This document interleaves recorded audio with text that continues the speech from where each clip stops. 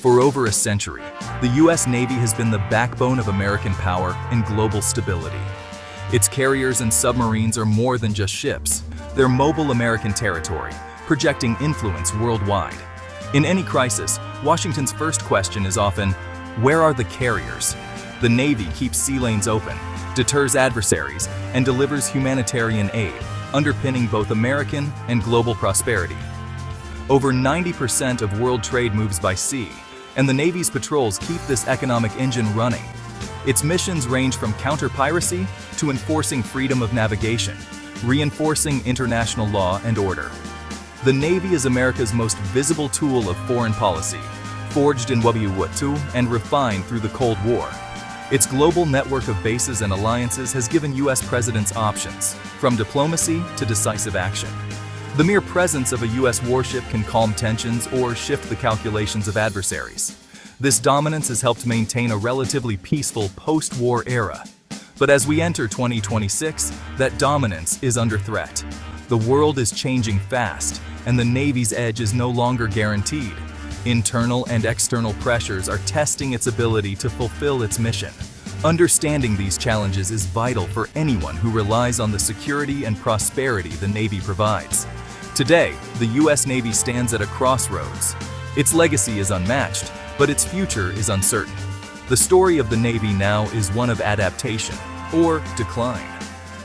The question, can it remain America's anchor to the world? Why is the world's top naval power now struggling to maintain its edge? The issue isn't the skill or courage of American sailors, it's the tools they're given and the challenges they face. The Navy's responsibilities are growing, but its resources are stretched thin. This isn't just a policy debate, it has real consequences for global security. A weaker Navy could embolden rivals and destabilize key regions. For decades, U.S. naval superiority was a given. Now, that foundation is cracking. The Navy faces aging ships, a struggling industrial base, and difficulties recruiting and training enough sailors. Strategically, it's being asked to do more with less, confronting new threats in a more dangerous world. Each problem is serious on its own. Together, they threaten America's naval supremacy. We'll break down the state of the fleet, the rise of competitors like China, and the budget and personnel crises. Only by understanding these challenges can we grasp why the Navy is at a precarious turning point. The tide is shifting, and the stakes couldn't be higher. The Navy's future depends on how it responds now.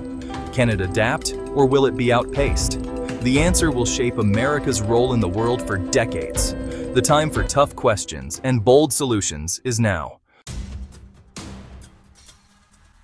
The Navy's fleet is aging fast. Many warships built during the Cold War are now decades old and increasingly unreliable. Maintenance costs are soaring, and ships spend more time in dry dock than at sea. Fewer available ships mean longer deployments for those still operational, accelerating wear and tear. Replacing these vessels isn't easy. New ship classes face delays and design changes, leaving critical gaps. The pipeline for new ships can't keep up with retirements, shrinking the fleet. An older, smaller fleet means the Navy can't be everywhere it needs to be. Ships that do deploy may be less reliable and technologically outdated compared to adversaries. The image of an all-powerful Navy is fading. The rust on these ships is a warning sign of deeper problems. Without urgent action, the Navy's ability to control the seas is slipping away. While the U.S. Navy struggles with old ships, rivals are surging ahead. China's Navy has exploded in size and capability, now boasting the world's largest fleet by ship count. Chinese shipyards churn out advanced warships at a pace unmatched since World War II. These new vessels are equipped with cutting-edge sensors and long-range missiles, designed to challenge U.S. dominance in the Pacific. China's industrial might allows rapid modernization, closing the technological gap. The U.S. still leads in some areas, but that edge is shrinking. China and Russia are investing in hypersonic missiles, underwater drones, and electronic warfare to counter U.S. strengths. The era of uncontested American naval power is over. The U.S. Navy now faces a peer competitor with the resources and will to challenge it directly. This new reality demands urgent modernization and strategic adaptation.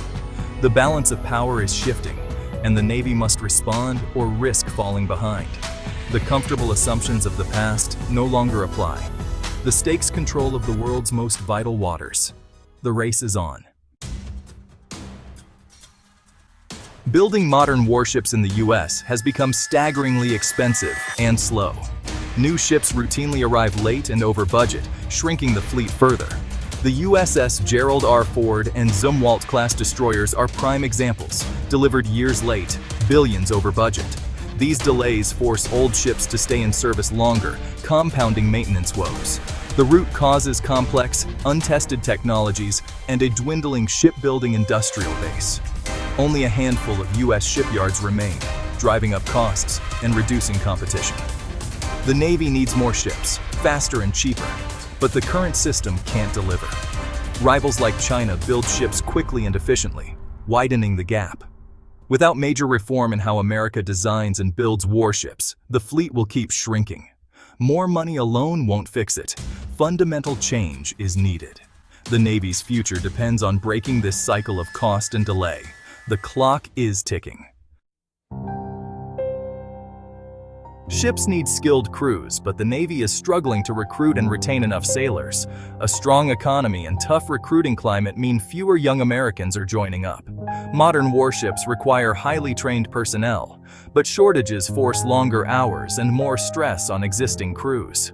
Burnout and long deployments drive experienced sailors to leave, worsening the problem. Training suffers when ships are stuck in maintenance or deployed non-stop. Without enough well-trained sailors, even the most advanced ships are useless. The Navy's human crisis is as serious as its hardware woes. The strength of the fleet depends on the strength of its people.